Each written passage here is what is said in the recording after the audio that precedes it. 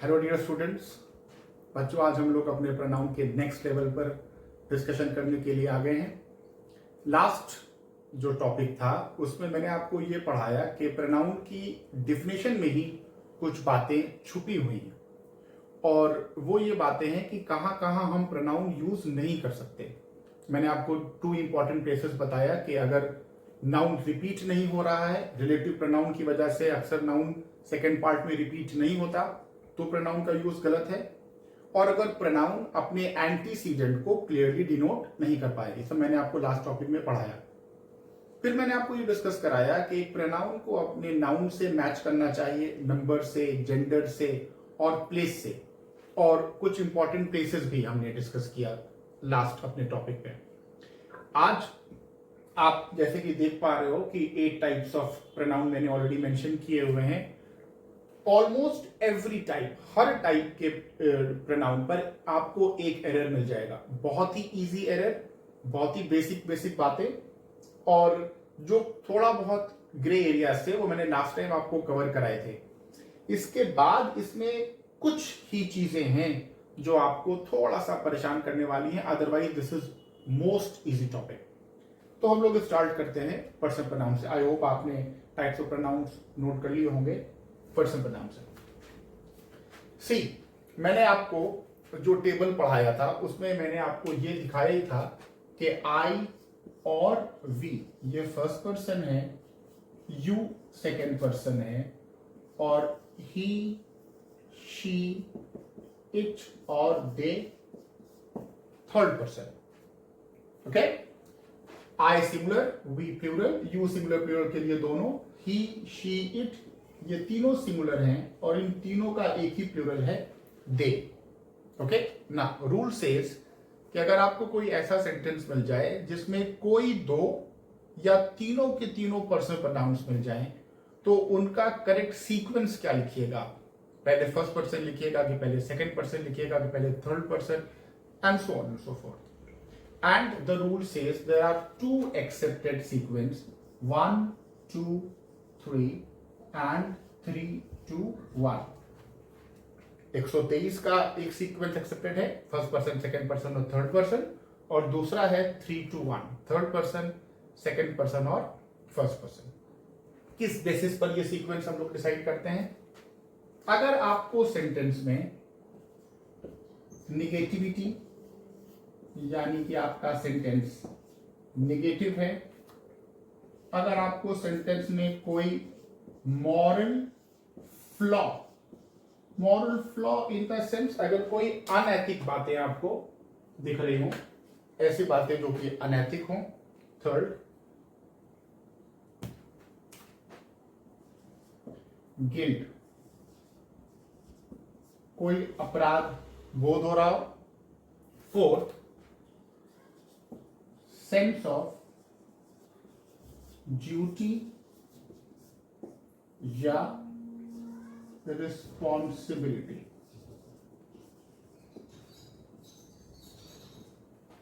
Sense of duty या responsibility हो। Fine, ये 4 बातें अगर आपको दिख रही हो, आप देखिए ऑलमोस्ट ये सब निगेटिव बातें हैं। सेंटेंस निगेटिव हो, नॉट या नेवर का यूज हो रहा हो, नेगेटिव सेंटेंस है। मॉरल फ्लॉ, कोई अनैतिक बात हो, आज हम लोग अपनी क्लास बंक करके मूवी देखने जाएंगे, ये अनैतिक बात है। फाइन। गिल्ट हो, कोई अपराध किया हो आपने और उस अपराध का कोई बोध करा रहे हो, या कोई ड्यूटी या रिस्पॉन्सिबिलिटी हो जो कि आपके ऊपर आयद की गई हो।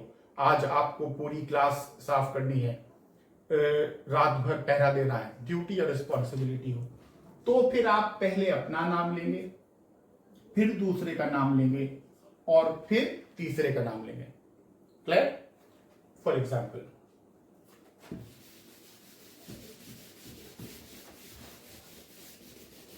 अगर मैं ये कह रहा हूं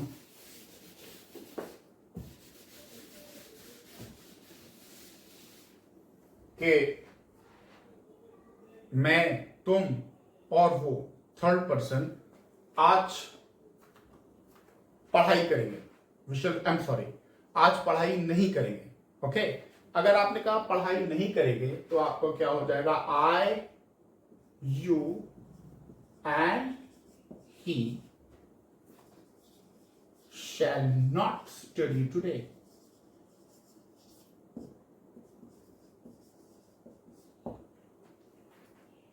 ओके, सिमिलरली ये तो नेगेटिव हो गया। अगर हम ये कह दें कि I,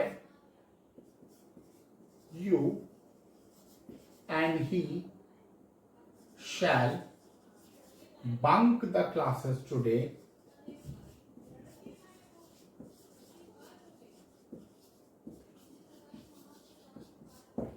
तो ये सेंटेंस नेगेटिव नहीं है, मगर किस में चला जाएगा? मॉरल फ्लॉ में चला जाएगा। सिमिलरली अगर हम ये कहें I, you and he, we shall commit a crime today, we shall not follow the rules and we shall kill somebody. Okay, मगर ये तो आपको क्लियर हो गया कि इसमें 1 2 3 का रूल यूज होगा। इस बात को ध्यान रखिएगा कि सीक्वेंस बच्चों ये होना चाहिए। मान लो कि आपको फर्स्ट पर्सन दिया है और सेकंड पर्सन नहीं दिया और थर्ड पर्सन दिया है, तो आपका सीक्वेंस क्या हो जाएगा?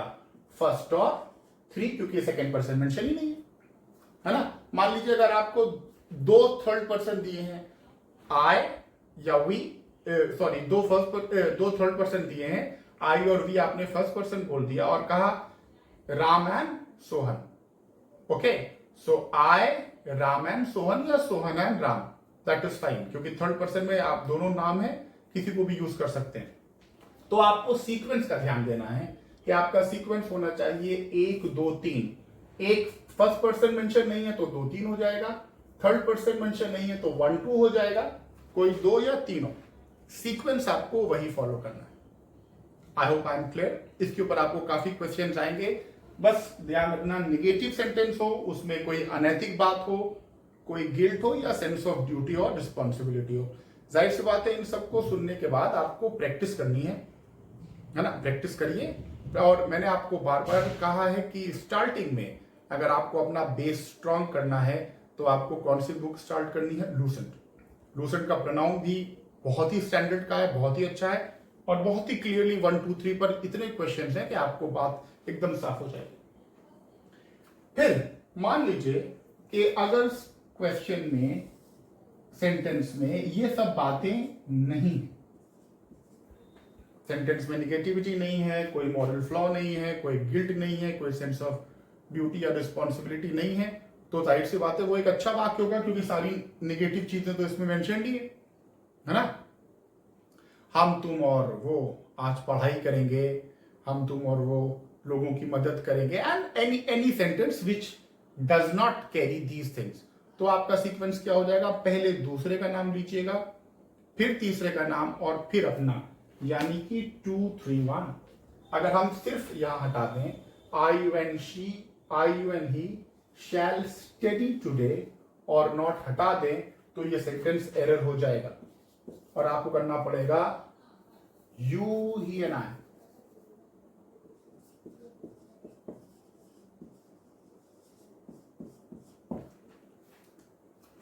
Okay, so this is very easy. Person pronoun में 1 2 3 और 2 3 1 का रूल आपको ध्यान में रखना। इसमें एक बात और है, मगर आज तक मेरे हिसाब से पूछा नहीं गया, मैंने देखा नहीं, मगर इस बात को ध्यान रखना कि अगर ये जो प्रोनाउन है ये अपने प्लूरल फॉर्म में आ जाए, तीनों के तीनों पर्सनल प्रोनाउन अपने प्लूरल फॉर्म में आ जाए, यानी कि आई ना लिखा हो और वी लिखा हो, यू तो सिंगुलर और प्लूरल दोनों के लिए ही एक्सेप्टेड होता है, और ही शी इट ना हो और दे हो। फाइन। तो इन एवरी विच केस, चाहे वो नेगेटिव सेंटेंसेस में हो और चाहे इस कैटेगरी में आ रहा हो और चाहे वो पॉजिटिव सेंटेंस में हो, हर कैटेगरी में 1 2 3 का ही सीक्वेंस फॉलो होगा। अगर प्रोनाउंस अपने प्लूरल फॉर्म में हैं तो फिर चाहे वो नेगेटिव हो, चाहे उसमें फ्लॉ हो, चाहे वो गिल्ट हो, तो अगर ये सब है तो 1 2 3 तो फॉलो होगा ही होगा। मगर अगर ये बातें ना हो और आपको जनरली आप किसका सीक्वेंस इस्तेमाल करते हो, 2 3 1 का सीक्वेंस इस्तेमाल करते हो, मगर अगर वो प्लूरल हैं तो भी आपको 1 2 3 का ही इस्तेमाल करना है। जैसे जैसे मैंने आपसे वो भी बोला कि आ जाए कि we, you and they shall do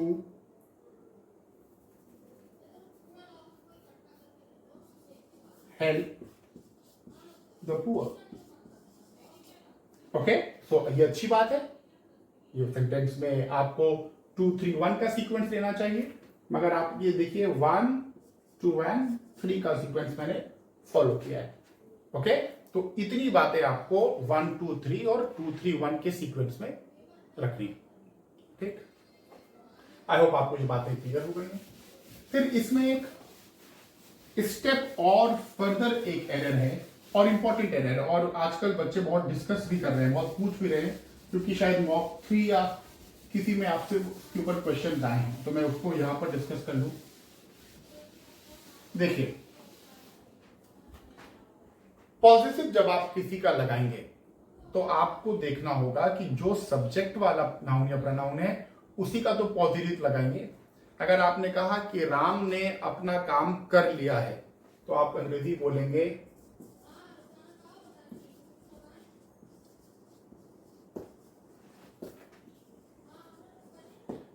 Ram has done his work. Fine, तो अगर राम ने अपना काम कर लिया है तो आपको यहां पर her work, their work, it's work तो बिल्कुल ही पॉसिबल नहीं है। फाइन, इन सब का यूज आप नहीं करेंगे अगर राम के लिए ही आया है, या अगर आपने राम की जगह प्रोनाउन का यूज किया है he has done his work. तो अगर आप किसी नाउन या प्रोनाउन का यूज कर रहे हैं और उसी के पॉजिटिव को यूज कर रहे हैं, तो आप देखिएगा अक्सर ये किसी और के पॉजिटिव का इस्तेमाल कर देते हैं, जो एरर हो जाएगा।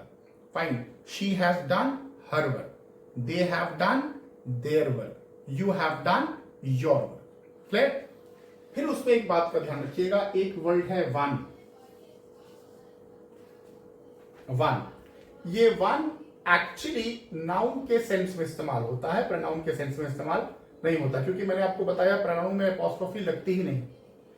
एक व्यक्ति को अपना ड्यूटी निभानी चाहिए, वन शुड डू। अगर आपने कर दिया हिज ड्यूटी तो इसका मतलब कुछ और हो जाएगा। एक व्यक्ति को किसी और की ड्यूटी या उसकी ड्यूटी निभानी चाहिए, है ना? तो आपको क्या करना पड़ेगा, one should do once duty. इसमें अक्सर वंस लिख देते हैं, ये वाला, ये एडवर्ब ऑफ टाइम है, adverb of frequency, I am sorry. Fine, एक बार, तो ये वर्ब नहीं इस्तेमाल करना है, एडवर्ब नहीं यूज करना है, ONE apostrophe S, one should do once duty. तो इस बात का ध्यान रखिएगा कि वन का अगर यूज हो तो आपको उसका जो पॉजिटिव केस है वो ONE अपॉस्ट्रोफी एस। दूसरी बात, एक जो बहुत इंपॉर्टेंट चीज है कि अगर आप जनरल सेंटेंस बता रहे हैं, जनरल सेंटेंस, जैसे हमको अपने बड़ों का आदर करना चाहिए, है ना, वो लोग जो कि शीशों के मकान में रहते हैं वो दूसरों पर पत्थर नहीं मारते।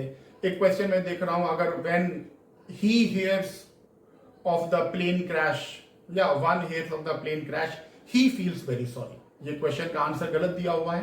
क्लियर? मैं भी इस क्वेश्चन को भी डिस्कस करता हूं। तो ये सब जनरल बात है, अगर कोई व्यक्ति किसी प्लेन क्रैश के बारे में सुनता है तो उस व्यक्ति को बहुत बुरा लगता है ना। एक व्यक्ति को अपना काम ईमानदारी से करना चाहिए। तो अगर आपने कहा एक व्यक्ति को अपना काम ईमानदारी से करना चाहिए, या एक व्यक्ति को अपना काम करना चाहिए, अगर आपने यहां पर ही से स्टार्ट कर दिया, या शी से स्टार्ट कर दिया, या दे से स्टार्ट कर दिया, तो ये बेटा स्टार्ट ही एरर है। स्टार्ट ही एरर क्यों है? क्योंकि अगर आपने ही का यूज किया इसका मतलब आप किसी एक लड़के की बात कर रहे हैं।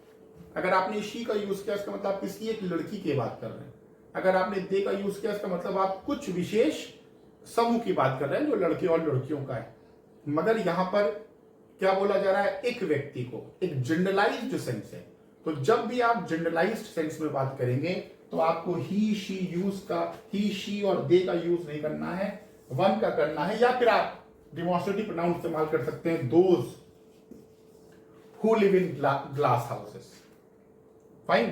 तो इस बात का ध्यान रखिएगा कि जब जनरल बात होगी, सब पर लागू होने वाली बात होगी, आम बात होगी, तो उसमें आप वन से स्टार्ट कीजिएगा या दो से स्टार्ट कीजिएगा, ना कि ही शी इट से। और अगर आपने वन से स्टार्ट किया तो उसका पॉजिटिव ही शी इट ना होकर वंस होगा। I think I am very clear. Question जो था वो ये था, if I can recall properly, when one hears the incident of a plane crash,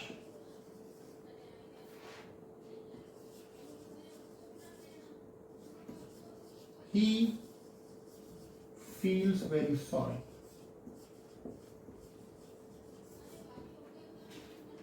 है ना?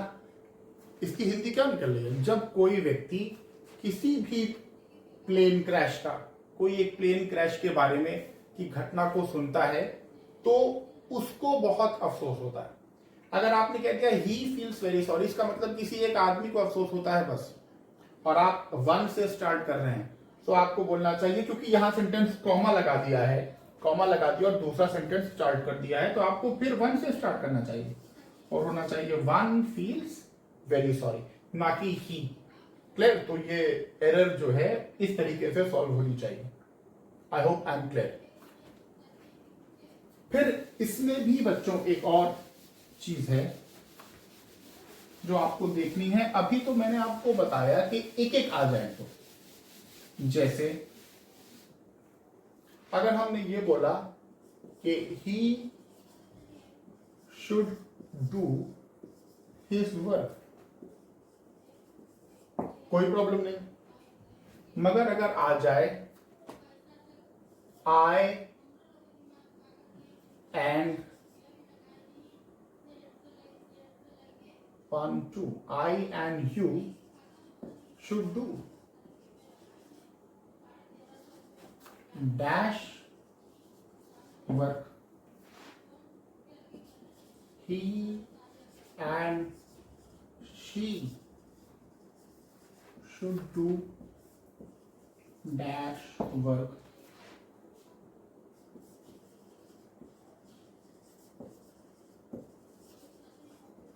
you and he should do dash work. Okay, या अगर और आ जाए, एक और हम कर दे रहे हैं, आई यू एन ही, पूरा पूरा एक और लिखते हैं, I you and he should do dash work. यानी कि अगर सब्जेक्ट की प्लेस पर एक से ज्यादा प्रोनाउन या नाउन आ रहे हैं तो फिर आप किस पॉजिटिव का यूज कीजिएगा? फाइन। अगर आपको पॉजिटिव एडजेक्टिव यहां पर तो आपको पॉजिटिव एडजेक्टिव यूज करना है, क्योंकि आप वर्ब के पहले यूज कर रहे हैं, नाउन के पहले यूज कर रहे हैं, नाउन के पहले हमेशा पॉजिटिव एडजेक्टिव यूज होगा।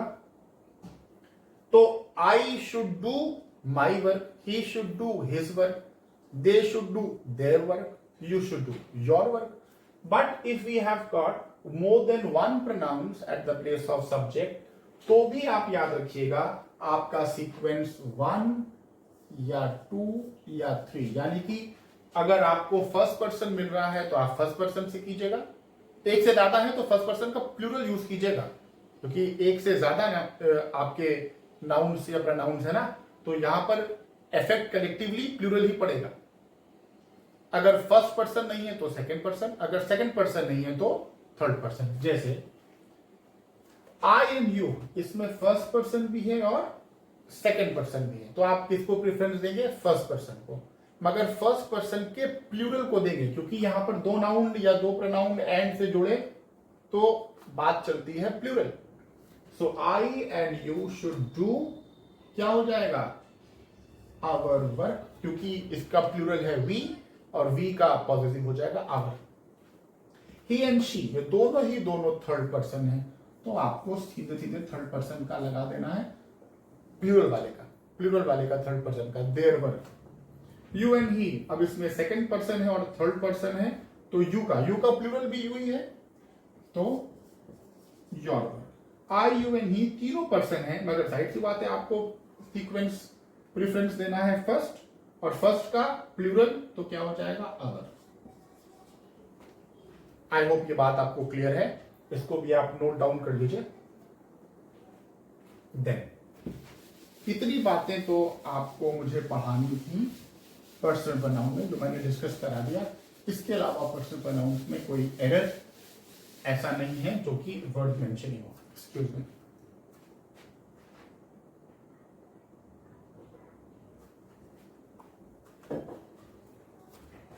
पर्सनल प्रोनाउन के बाद हम लोग चलते हैं इंटरोगेटिव प्रोनाउन पर। मुझे जैसे जैसे याद आ रहा है वैसे वैसे पढ़ाते जा रहा हूं, सीक्वेंस नहीं है, मगर सारे प्रोनाउन को हम लोग डिस्कस करेंगे।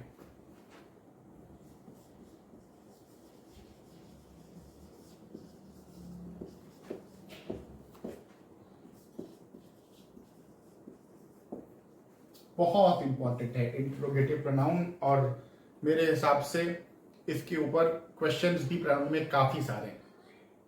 देखिए, इंटरोगेटिव प्रोनाउन वो प्रोनाउन है जो कि सेंटेंस में प्रश्न पूछता है। व्हाट, हाउ, है ना, what is this, how have you done this, and so on and so fourth, fine. मगर अक्सर जो इंटरोगेटिव प्रोनाउन है वो सेंटेंस में प्रश्न नहीं भी पूछ रहे होते। जैसे आपको यह पता होगा कि अगर सेंटेंस इंटरोगेटिव है तो उसका स्ट्रक्चर क्या है, the auxiliary verb must come before the subject. जैसे what your name is,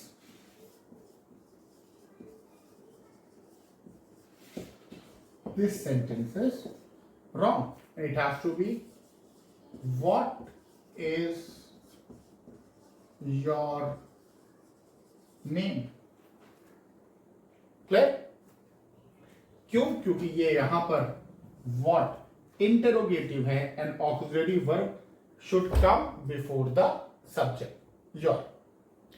Similarly, अगर हम कहें how have you done this, आपने इस काम को कैसे किया। अगर आपने बोल दिया how you have done this, तो this will be wrong, fine. अगर आपने ये बोला how you have done this, so this sentence would be absolutely wrong because interrogative sentence है। Similarly, अगर मान लीजिए आपने interrogative pronoun नहीं भी यूज किया है और इसके अलावा भी आप कोई भी सेंटेंस बना रहे हैं ऑक्सिलरी वर्ब से, will you come tomorrow,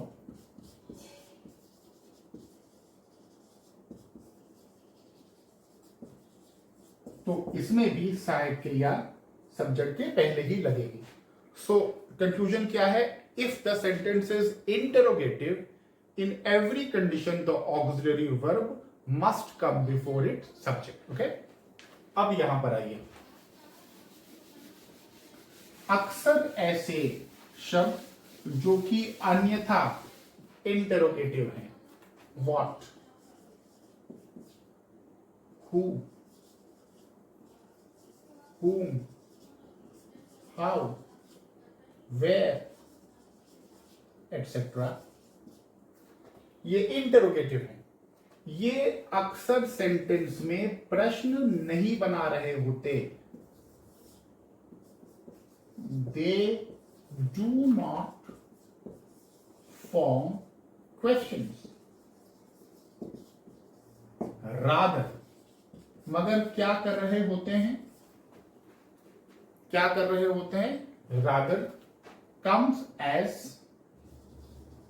किस तरीके से आते हैं, एक्सक्लेमेटरी सेंटेंस,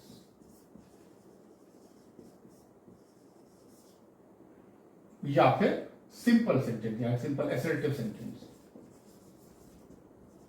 तो आप जानते हैं कि एक्सक्लेमेटरी सेंटेंसेस में या असर्टिव सेंटेंसेस में तो आपका सहायक क्रिया कर्ता से पहले आती नहीं है, नॉर्मल होता है पहले सब्जेक्ट उसके बाद वर्ब। अब यहां पर आपको देखना पड़ेगा कि सेंटेंस में ये प्रश्न बना रहे हैं तो फिर इंट्रोगेटिव सेंटेंस सहायक क्रिया कर्ता से पहले लेगा, auxiliary verb should come before the subject. और अगर ये एक्सक्लेमेटरी हैं या नॉर्मल एसर्टिव सेंटेंसेस हैं तो फिर अगर आपने ऑक्सिलरी वर्ब सब्जेक्ट के पहले लगा दिया तो वो एरर हो जाएगा। क्लियर? और इस कंसेप्ट पर बहुत क्वेश्चन है, जैसे तुम कौन, हु आर यू, यहां पर हु प्रश्न बना रहा है ना, मगर राम जो कि मेरा दोस्त है, Ram who is my friend, ये हु रिलेटिव प्रोनाउन है यहां पर, है ना, रिलेटिव प्रोनाउन, इंट्रोगेटिव प्रोनाउन नहीं है।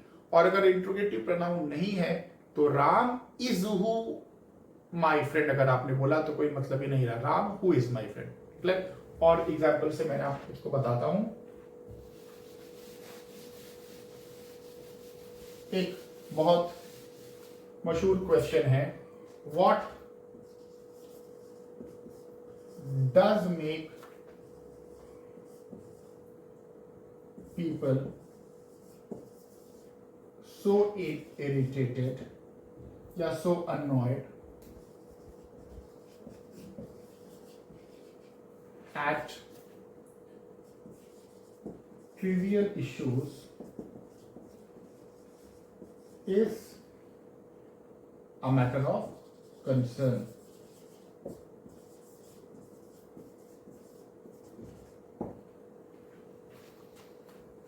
ओके, कंफ्यूज करने के लिए कभी कभी इंट्रोगेटिव का साइन भी लगा देते हैं just to make us confuse. अब देखिए, आ तो रहा है क्या, आ तो रहा है यहां पर क्या, क्या आया तो आपने व्हाट लगा दिया, मगर ये व्हाट यहां पर नॉर्मल सेंटेंस बना रहा है, प्रेजेंट इंडेफिनिट का नॉर्मल असर्टिव सेंटेंस है। हिंदी देखिए, क्या चीज लोगों को इतना गुस्सा कर देती है मामूली मामूली बात पर, ये एक सोचने का विषय है। अगर मैं आपसे ये बात कहूं, क्या चीज लोगों को मामूली मामूली बात पर इतना गुस्सा कर देती है, ये एक सोचने का विषय है। तो क्या यहां पर मैं किसी से कोई प्रश्न पूछ रहा हूं? No, I am not asking a question at all. So here what is not coming as an interrogative pronoun. Fine. और इसलिए what does make would be an error, और नॉर्मल प्रेजेंट इंडेफिनिट का सेंटेंस बनाइए, what makes। Okay, आपने फिर what का use किया, आपने किसी चीज को देखा, उसने कहा कि, आपने कहा कि कितना सुंदर दृश्य है, कितना सुंदर पुष्प है, फूल है, तो आप क्या ये किसी से पूछ रहे हैं कि आप विस्मय हो रहे हैं, एक्सक्लेमेटरी सेंटेंस बना रहे हैं। what a beautiful flower it is। और अगर आपने कह दिया is it, तो एरर हो जाएगा, है ना। तुम कितने बड़े हो गए हो, अगर आप विस्मय में करेंगे तुम कितने बड़े हो गए हो, और यहां पर आपको ये लगाना पड़ेगा, how big have you grown. अब एरर आ गया, how big have you grown अगर आपने कहा तो एरर आ गया। क्यों? क्योंकि यहां पर आप विस्मय कर रहे हैं कि तुम कितने बड़े हो गए हो, हो जाएगा ये how big you have grown. तो आई होप आपको इंटरोगेटिव प्रोनाउन का एरर क्लियर हो गया होगा कि इंट्रोगेटिव प्रोनाउन जब इंट्रोगेटिव प्रोनाउन की तरह आता है, यानी कि जब ये प्रश्न बना रहा होता है, तब तो आपको स्ट्रक्चर को फॉलो करना है और an auxiliary verb should come before the subject. But there are many cases in which the words that seems to be, that look like that they are interrogative, but rather they are not interrogative and they are exclamatory, or they are making a simple sentence, normal assertive sentences. In that case, auxiliary verb should not come before the subject and it should follow the usual structure of auxiliary verb coming after the subject. So we have covered person pronoun and we have covered the errors of interrogative pronoun. Now coming to the errors of reciprocal pronoun.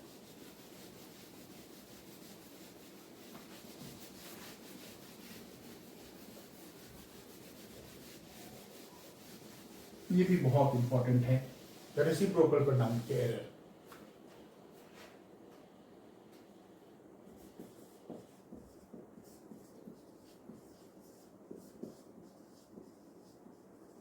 आसान है, मैंने आपसे कहा था कि pronoun के जो types हैं उनके ऊपर एरर्स बहुत आसान है, बस कुछ कुछ बातों को आपको ध्यान में रखना है जो मैं आपको बताता चल रहा हूं, otherwise it is very easy.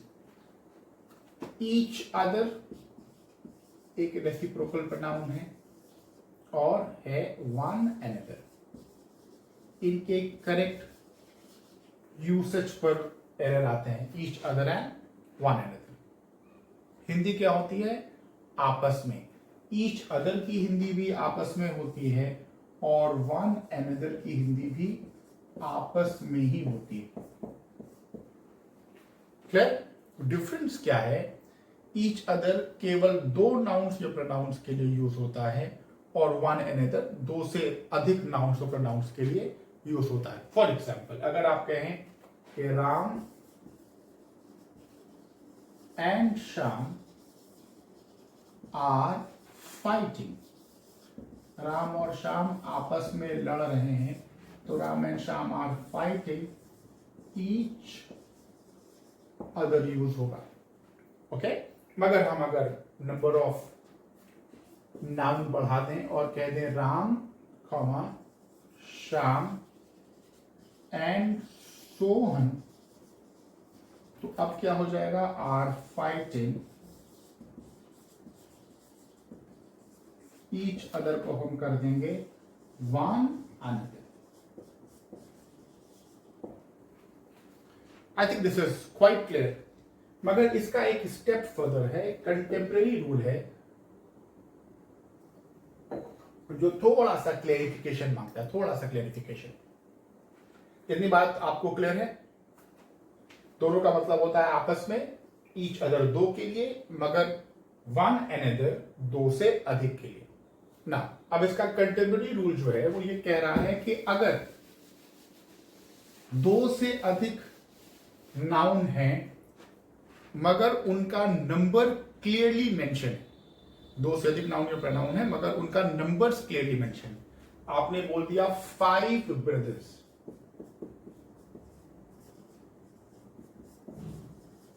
नाम नहीं लिखा, राम श्याम सोहन मोहन रोहन, ऐसे नहीं बोला, संख्या मेंशन कर दी, नंबर मेंशन कर दिया और कह दिया 5 ब्रदर्स आर फाइटिंग। अब ऐसे में आपको ईच अदर का ही यूज करना है। ओके, अगर आपको यह पता चल गया कि इनका निश्चित संख्या दी गई है, निश्चित संख्या है ना, तो आपको one another, I am sorry, each other का यूज करना है, वन अनदर का नहीं। So each other can encroach upon one another also if in case the specific number is given, और एक और केस है कि if they are reciprocally related, अगर वो आपस में संबंध बता रहे, संख्या ना दी गई हो, है ना। Brothers are fighting each other, संख्या नहीं दी गई हो, ब्रदर्स हैं, तो ब्रदर्स हैं तो आपस में रिलेटेड हो गए, भाई भाई बोल ही रहे हैं आप, तो भी आप ईच अदर का यूज कर सकते हैं। फाइन। सो ईच अदर दो, अपने से अधिक या दो से अधिक के लिए भी यूज हो सकता है अगर उनकी संख्या स्पेसिफिक मेंशन हो, 3 4 5 6, दो में है तब तो ईच अदर यूज करना है, कुछ मतलब ही नहीं 3 4 5 6 में। मगर वन अनदर कभी भी दो के लिए यूज नहीं किया जा सकता। वन अनदर यूज करने के लिए आपको एक से अधिक नाउन ही होने चाहिए, और उनका ऐसे मेंशन, जैसे आपको मैंने बताया, Ram Shyam Sohan are fighting one another. Okay, अगर हम बोल दें क्लास के बच्चे आपस में लड़ाई कर रहे हैं, क्लास के बच्चे, तो हम क्या बोलेंगे? The students in the class are fighting, the students in the class are fighting.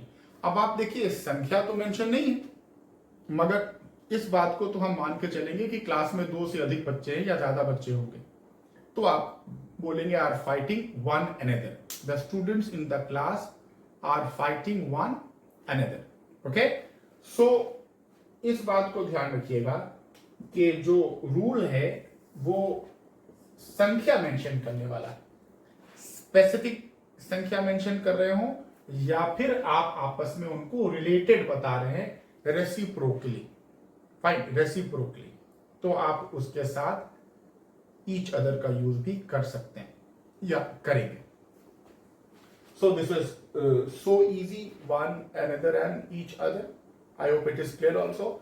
I am telling you time and again कि मैं जितना पढ़ा रहा हूं उसके बाद आप लूसेंट से चीजों को रिवाइज कर लीजिए और प्रैक्टिस सेट कर लीजिए। जो बच्चे दिशा के हैं वो मुझसे पूछिए। देखिए मैं भूल गया, 2018 वाले जितने भी हैं जो मेरा लेक्चर सुन रहे हैं, मैं बहुत खुश हूं आप लोगों के लिए। Congratulations to all of you and मैं आपको आपके नेक्स्ट स्टेप के लिए, सीपीटी के लिए, टाइपिंग के लिए बहुत विशेष गुड विशेष दे रहा हूं। और अब जो बच्चे जिनका 2019 का चल रहा है, जो मेंस के लिए तैयारी कर रहे हैं, वो और बकल अप हो जाएं, वो और तैयार हो जाएं, क्वेश्चंस पूछिए, इंटरैक्टिव सेशन का ज्यादा से ज्यादा फायदा उठाइए। बच्चों अभी हम लोग मिल नहीं पा रहे हैं मगर एक मूड में आ गए और मूड में बच्चे पूछ रहे हैं क्वेश्चंस, हम लोग डिस्कस कर रहे हैं और धीरे काफी कुछ बच्चे पा रहे हैं इस मूड से भी। तो आप लोग इंटरैक्टिव सेशन का खास करके बहुत फायदा उठाइए। मैथ्स में मुझसे क्वेश्चंस पूछिए, थोड़ा हेक्टिक हो जाता है तो मैं कभी कभी जल्दी जवाब दे देता हूं। आप जानते हैं कि अगर आप पीछे पड़े, नहीं सर आप बताइए, सर फिर से पूछिए, मैं बताऊंगा, है ना। कभी कभी ज्यादा क्वेश्चन हो जाते हैं तो मैं थोड़ा सा हेक्टिक हो जाता हूँ, वर्कड अप हो जाता हूँ, बट क्वेश्चंस पूछिए and I will be helping you out. तो फिर ये हो गया reciprocal.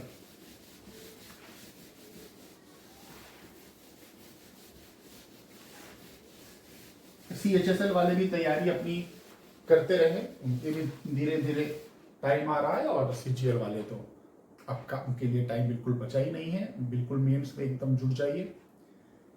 Now coming to emphatic and reflexive pronoun, मैं एक बड़ा एरिया जो है अभी वो है रिलेटिव प्रोनाउन, है ना, उसको टेकअप करता हूं। पहले आप इस पर आइए, ये हो गया एम्फैटिक और रिफ्लेक्सिव प्रोनाउन।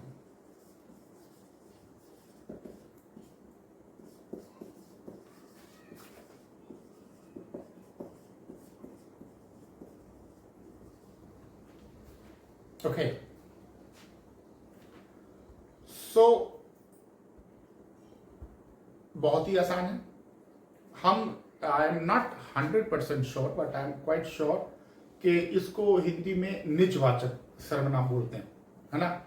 ऐसे प्रोनाउंस जिनके साथ सिंगुलर में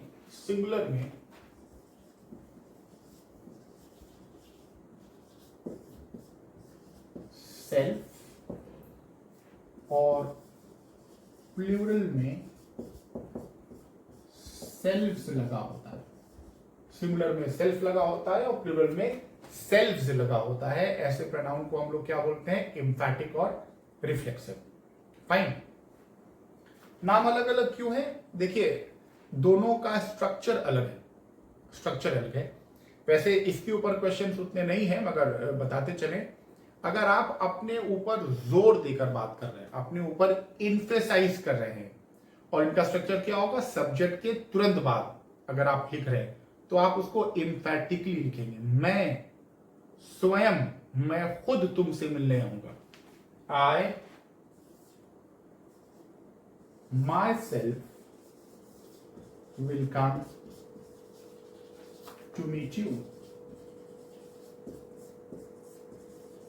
मैं तुमसे स्वयं मिलने आऊंगा, मैं तुमसे खुद मिलने आऊंगा।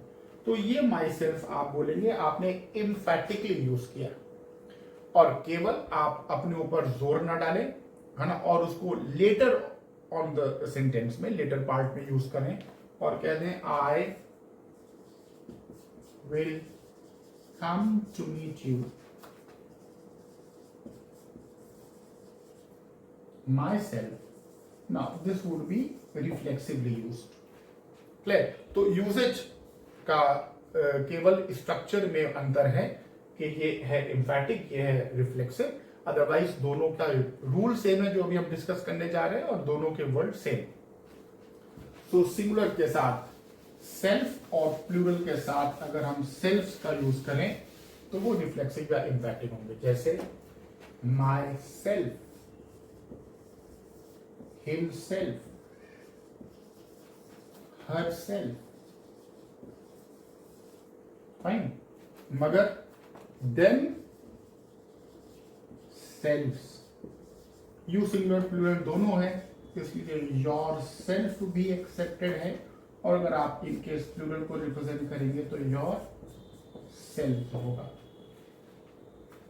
Okay, now error. इन जो रिफ्लेक्सिव या एम्फैटिक प्रोनाउन है, इनका सेंटेंस में सब्जेक्ट और ऑब्जेक्ट के अलहदा के अलावा स्ट्रक्चर है ना। देखिए ये सब्जेक्ट है, अभी मैंने क्या बोला था, आई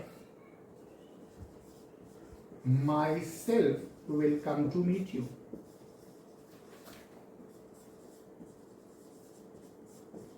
अब आप देखिए ये हो गया सब्जेक्ट, है ना, एंड टू मीट ये हो गया ऑब्जेक्ट, है ना। तो सब्जेक्ट की प्लेस पर तो मैंने आई यूज किया, ऑब्जेक्ट की प्लेस पर तो मैंने यू यूज किया, है ना। तो सब्जेक्टिव और ऑब्जेक्टिव के प्लेस पर, सब्जेक्ट या ऑब्जेक्ट के प्लेस पर सेल्फ वाले शब्दों का, रिफ्लेक्सिव और एम्फैटिक प्रोनाउन का यूज नहीं होता, फाइन। क्योंकि आपके लिए सब्जेक्ट के लिए आई है और ऑब्जेक्ट के लिए यू है, सब्जेक्ट के लिए ही है, ऑब्जेक्ट के लिए हिम है, सब्जेक्ट के लिए शी है, ऑब्जेक्ट के लिए हर है, फाइन। इनका प्लेस अलग होता है, जैसे आप देख रहे हैं इसके बाद होता है ना। और अक्सर क्या करते हैं कि ये प्लेस सब्जेक्ट की प्लेस पर ही यूज कर देते हैं इन सेंटेंस को, वो एरर हो जाता है। इसलिए लोग कहते हैं अक्सर कि आप अपना इंट्रोडक्शन दीजिए और बच्चे इंट्रोडक्शन देते हैं my self is so and so, this is wrong, this is wrong English, because आपको बोला चाहे I am so and so या my name is so and so, okay। so अगर हम बोले राम और मैं कल पिक्चर देखने जाऊंगा, तो आपको बोलना चाहिए Ram and I shall watch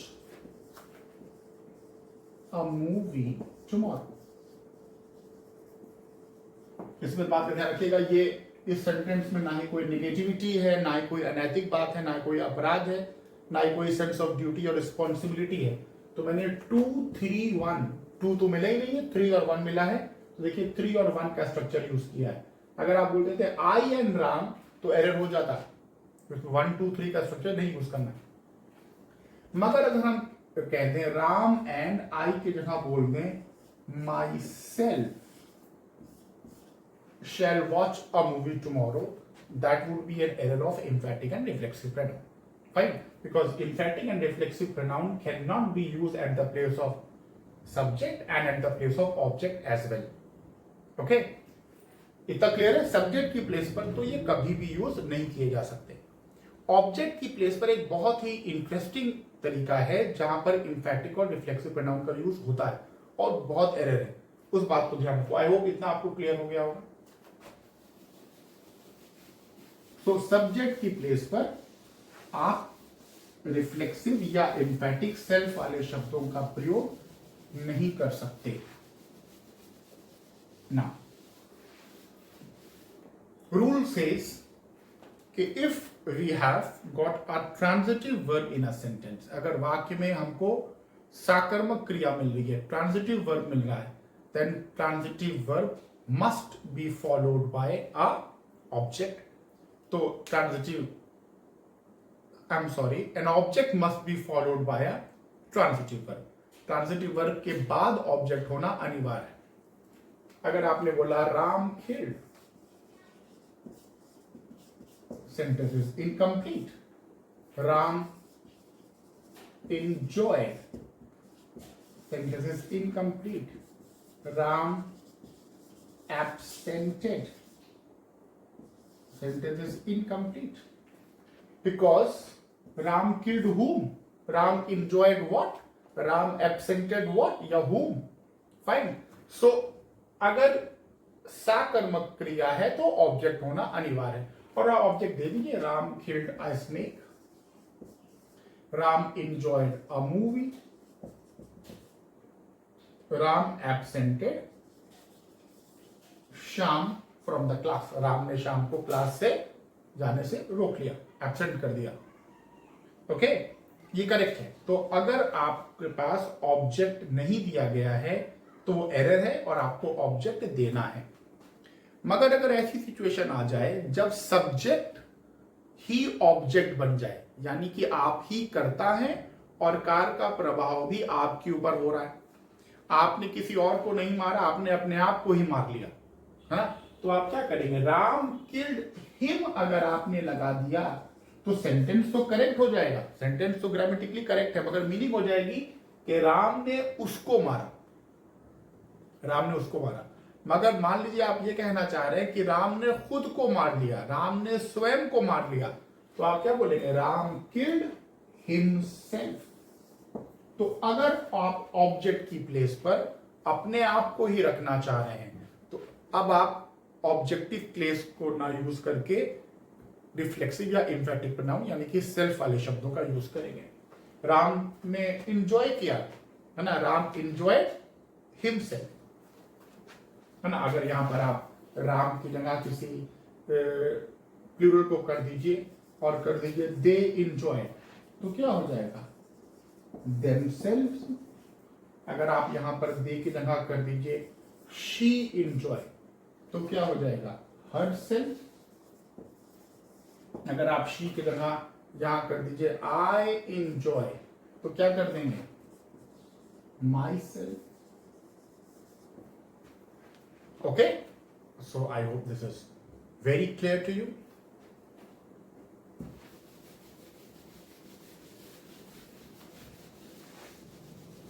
Now, indefinite pronoun, indefinite pronoun के लिए मैं व्हाइट बोर्ड पर जाऊंगा ही नहीं, क्योंकि indefinite pronoun की दो बातें बहुत ही बेसिक है। एक तो indefinite pronoun सिंगुलर लेगा, someone, no one, anyone, है ना, हमको नहीं पता कि कौन है ना, किसी ने मेरी घड़ी चुरा लिया है, someone have stolen, someone has stolen, fine. और इसका एक्टिव पैसिव में मैंने आपको रूल पढ़ाया है कि अगर पैसिव वॉइस में आपका सब्जेक्ट है कोई इंडेफिनिट प्रोनाउन तो उसको एक्टिव वॉइस में कोई सब्जेक्ट है आपका इंडेफिनिट प्रोनाउन तो उसको पैसिव वॉइस में मेंशन नहीं करना बेटर होता है। सो इंडेफिनिट प्रोनाउन का रूल कोई इतना ज्यादा इंपॉर्टेंट यहां पर नहीं है। Okay, so the important portion that we have discussed is personal pronoun, interrogative pronoun, reciprocal pronoun, emphatic and reflexive pronoun. Now we are coming down to most important part, जिसमें बच्चे बहुत confuse होते हैं, और वो है relative pronoun, rule of relative pronoun.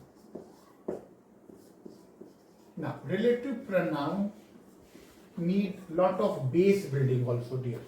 काफी base building की भी जरूरत होती है रिलेटिव प्रोनाउन को करने में, और इसको मैंने शायद नाउन के पोर्शन में जब आपको पढ़ाया है सब्जेक्ट वर्ब अग्रीमेंट, तो मैंने इस बात को आपसे डिस्कस भी किया होगा। रिलेटिव प्रोनाउन के रूल को कौन कौन से हैं?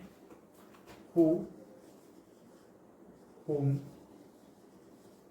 which, that, what, और एक पॉजिटिव प्रोनाउन है मगर हम लोग इसमें ही पढ़ लेंगे whose। ये किसका पेन है? ये किसका पेन है? whose pen is this? Clear? So these are very important portions of pronoun. मैं थोड़ा सा आपको रिमाइंड कराऊं, मैंने आपको रिलेटिव प्रोनाउन की जो डिफिनेशन पढ़ाई है नाउन में, वो क्या है कि इनकी पहचान ये है कि किसी नाउन या प्रोनाउन के तुरंत बाद आएंगे, तुरंत बाद उसी के अकॉर्डिंग आएंगे और उसी की बात को आगे चलाएंगे। तो तीन बातें,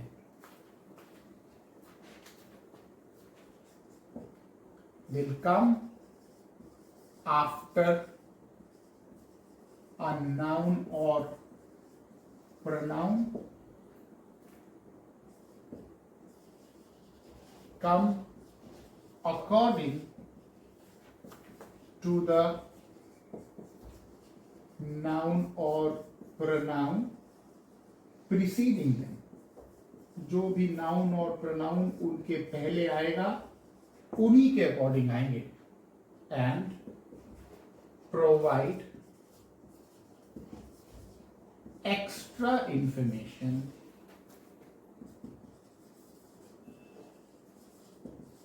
about noun or a pronoun preceding them. और वो जो नाउन और प्रोनाउन उनको प्रीसीड कर रहा है उनके बारे में ये कुछ एक्स्ट्रा इंफॉर्मेशन देते हैं. Okay. Relative pronoun is relative adjective also. Fine. अगर वो व्याख्या करने के लिए आ जाए नाउन या प्रोनाउन की तो रिलेटिव एडजेक्टिव हो जाता है. Relative pronoun is a relative conjunction also many times. Fine. क्योंकि रिलेटिव प्रोनाउन अक्सर दो वाक्यों को जोड़ने के काम में भी आता है. जाहिर सी बात है, एक्स्ट्रा इंफॉर्मेशन देता है तो दो वाक्यों को जोड़ने के काम में भी आता है. और इसीलिए जब आप रिलेटिव प्रोनाउन से जोड़ते हैं तो आपका नाउन रिपीट नहीं होता और आप प्रोनाउन का यूज नहीं करते. ये मैंने आपको शुरुआत में ही बताया था. क्लियर. और फिर मैंने आपको नाउन में ये बताया था कि दो सेंटेंसेस जिनके सब्जेक्ट सेम है, अगर आप उनको सिंथेसिस करेंगे तो आपको रिलेटिव प्रोनाउन का यूज करना होगा. मुझे एक क्वेश्चन दिमाग में आ रहा है और मैं आपको बताऊं, इसमें एरर टेंसेस का भी है मगर एरर रिलेटिव प्रोनाउन का भी है. मैं यहां पर लिखता हूं. अगर क्वेश्चन लिखा है the companies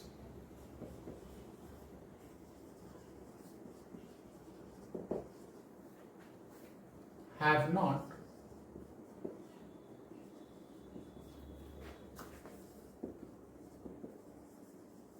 finished their work in time. अगर हम सेंटेंस को केवल यहां तक लिखें बच्चों तो sentence absolutely correct.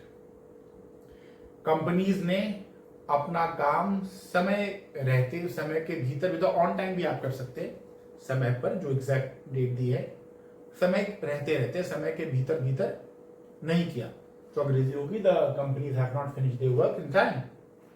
Fine. On time is also accepted. मगर अगर आप अतिरिक्त इंफॉर्मेशन जोड़ दें, अतिरिक्त इंफॉर्मेशन और कह दें will not be given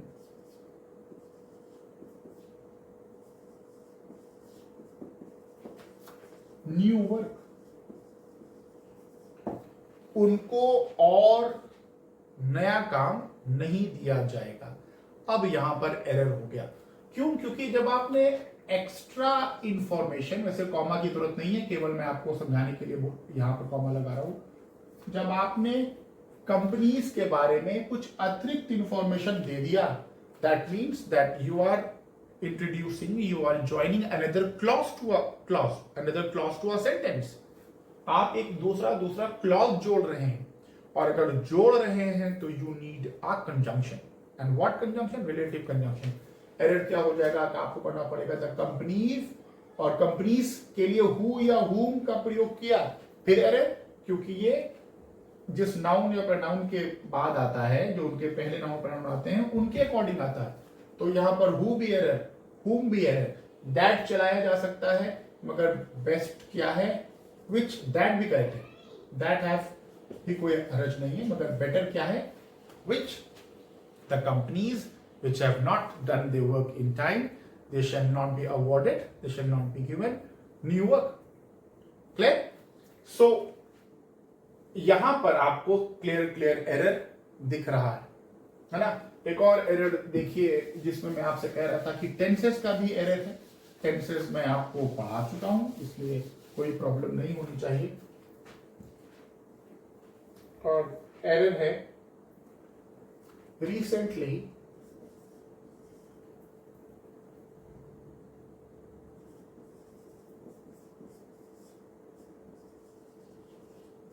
newspaper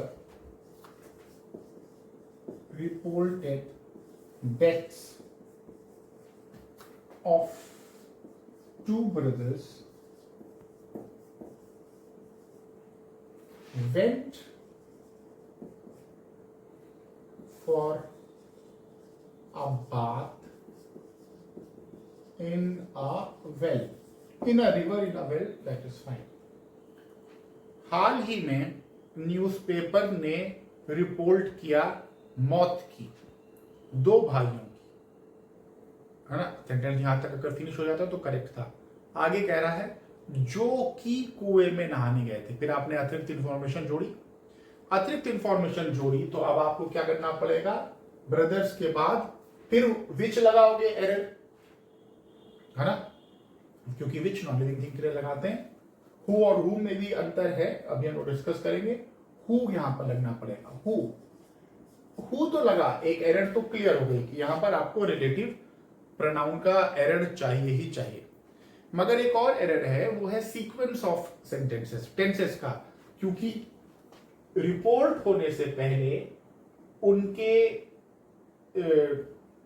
नहाने जाने की घटना समाप्त हो चुकी है, सीक्वेंस हो चुका है, तो आपको पड़ेगा हु वेंट की जगह करना पड़ेगा हैड गॉन।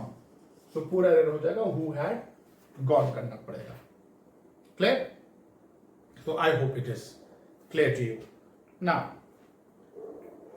मुझे इस पोर्शन को आपको बहुत डिटेल में पढ़ाना है, कब विच होगा, कब हु होगा, कब हुम होगा, कब दैट होगा, कुछ मिसलिनियस पॉइंट्स बचेंगे इसमें। जो बच्चे मेरे क्लास के हैं, जो मुझसे इंटरेक्टिव सेशन करते हैं, वो की करिएगा अगर आप लोग इंटरेस्टेड होंगे, बिकॉज अगर आप ही चाहेंगे तो मैं ये कर दूंगा। मैंने आपको जितने पोर्शंस पढ़ाए हैं अब तक में, मैंने नॉन फाइनाइट पढ़ाया है, मैंने कंजंक्शंस पढ़ाया है, मैंने टेंसेस पढ़ाया है, मैंने नाउन पढ़ाया है, और मैं प्रोनाउन का इतना पोर्शन फिनिश कर चुका हूं। तो इतने के ऊपर मैंने लेक्चर्स बनाए हुए हैं, और जो भी लेक्चर्स हैं आप देख सकते हैं। आप अगर ये चाहते हैं कि मैं कोई क्वेश्चन इंक्लूड कर लूं और कुछ क्वेश्चंस के आंसर आप लोगों को इस मोड से डिस्कस करा दूं, तो क्योंकि मेरा जो नेक्स्ट लेक्चर रहेगा प्रोनाउन का, उसमें काफी कुछ रहेगा नहीं, मैं मैक्सिमम 1 आवर का लेक्चर बना रहा हूं, तो it would take hardly 25 minutes to finish the pronoun part. तो बाकी का जो टाइम रहेगा उसमें अगर आपने मुझे क्वेश्चंस भेजे होंगे तो मैं उन क्वेश्चंस को इनकलकेट कर लूंगा, उन क्वेश्चंस को आपको डिस्कस करा दूंगा। क्लियर? सो आप मुझको व्हाट्सएप कर सकते हैं, व्हाट्सएप में क्लियरली मेंशन कीजिएगा sir this question is to be asked in the lecture session, not in the interactive session जो हम लोग लगातार कर रहे हैं, उसमें नहीं, आप उसको लेक्चर सेशन में अपने इंक्लूड कर लीजिएगा अपने प्रोनाउन के। तो फिर मैं नेक्स्ट सेशन में उन क्वेश्चंस को भी टेकअप कर लूंगा जो मेरे पास टाइम बचेगा। फाइन, मेहनत करते रहिए, होप आप लोगों को समझ में आ रहा हो। Once again many congratulations to the students who have cleared CGL 2018 का थर्ड पोर्शन का tier 3, है ना। Thank you very much.